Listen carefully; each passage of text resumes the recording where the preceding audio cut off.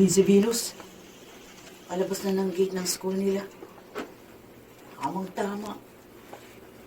Balita ako na arkila si Bartolome kaya ayos na ayos. Lalapitan ko na ang dream girl ko. Hi! Venus! Uy, Portia! Ikaw pala. Ako naman, di ka nagre-reply pag tinitext kita. Sorry, busy kasi sa school. Portia! Ano ba yung dala mo? Bouquet of roses! Para sa akin? Okay ko dyan. Kay Venus to, no? Wow! Ang swerte naman ng friend ko. Venus, for you. Ha? Tanggapin mo na, friend. Masama yung tumatanggi sa crush, ha? Thank you, ha? Wala naman.